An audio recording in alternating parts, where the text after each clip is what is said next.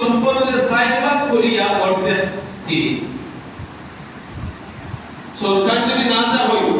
সম্পদ যদি সাইডভাগ করা হয় করতে স্থির যেমন সাইকিয়া দায়রা আছে দুই চার স্থির হবে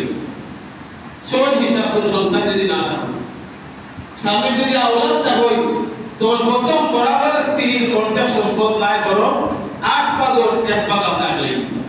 আর বাকি 7 ভাগ তার ওয়ারিস দ্বারা রাখবেন। এখন এই মহিলা স্বামীর বাড়িও হইলা বাবার বাড়িও হইলা হিসাব করলে দেখা যায় একটা যেটা শুধু বাবার বাড়িও হইবা আর কোথায় হইবা শাসার কাছে সম্পদ হইবই নানার কাছে হইবই তার মায়ের হইবা একটা পুরুষে শুধু একবারই সম্পদ হইল আর নিজে যদি বানাইতে পারে এটা ভিন্ন কথা। কিন্তু মা বলে ইসলামে ইজ্জত দিতে তুমি বাবার বাড়িও সম্পদের মালিক স্বামীর বাড়িও সম্পদের মালিক তোমার যে স্বামী উঠাইয়ে দিবা ওই স্বামীর কাছেও তুমি আলাদাভাবে তোমার বউ হিসাবে হালাল করতে গেলে তুমি সম্পদের মালিক। তোমার মোহর সারা এই স্বামী বউকে তো ঠিক মোহর সামনে দেওয়া তোমার উপরে ফরজ হয়ে গেছে মোহর দেওয়া ফরজ হয়ে গেছে। বলছিলাম মা জাতির ইসলামে ইজ্জত দিচ্ছে এই মা বন্ধুর দিকে তাকাই দিয়ে মারে দেখলে বাবারে দেখলে আপনি আমার যতবার দেখই আমার না যদি কোনো ভালো মানুষ আপনি দেখই নেকি হইব আপনার মারে যদি দেখুন এমন নেকি যে নেকি আপনি 60 লাখ 5 লাখ 3 লাখ 2 লাখ এই পরিমাণ লক্ষ লক্ষ টাকা খরচ হইয়া যে নেকি করার উদ্দেশ্যে যাইবা গ্যারান্টি নাই নেকি হইছে। ما من ولد بار ينظر إلى والديه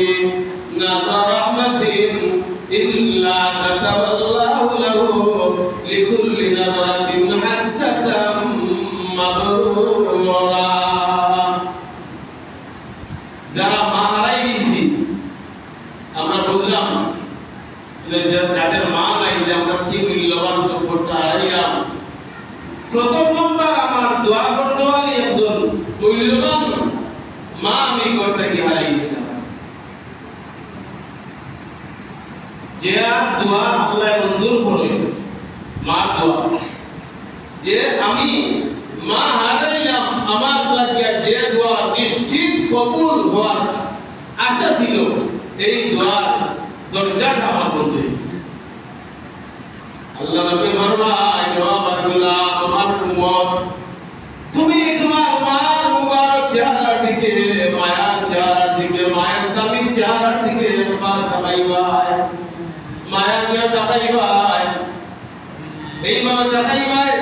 আমার মা আমার কষ্ট করিয়া আমার জন্ম দিয়েছেন পোষণ করছেন আমার দূর রাখছেন দুধ পান করাইছেন লালন পালন করছেন 10 টাকার জিনিস নিয়া 20 টাকার জিনিস নিয়া আপনার মার হাতের মধ্যে দিবা মার চেহারার মধ্যে তাকাইবা। আল্লাহ নবী ফরমায় ও আমার উম্মত তুমি একবার তোমার মার মায়ের চেহারার দিকে তাকাইবা মহান আল্লাহ তোমার আমল নামায় একটা মকবুল হজের সওয়াব দিতে দেরি করবেন না। তুমি দুইবার তাকাইবা দ্বিতীয়বার তাকাইতে দেরি তোমার আমল নামায় 2 নম্বর বার আরো একটা মকবুল হজের সওয়াব আসতে দেরি হবে না। তুমি 3 নম্বর বার তাকাইবা তৃতীয়বার তোমার আমল নামায় আরো একটা মকবুল হজের সওয়াব তুমি যতবার তোমার মার চেহারার দিকে তাকাইবা মায়া নিয়ে তাকাইবা দয়া নিয়ে তাকাইবা মারে কষ্ট না দিয়া ভালোবাসিয়া মার চেহারার দিকে তাকাইবা বাবার চেহারার দিকে তাকাইবা কতবার আল্লাহ তোমার আমল নামায় একটা মকবুল হজের সওয়াব দিয়া দিবে।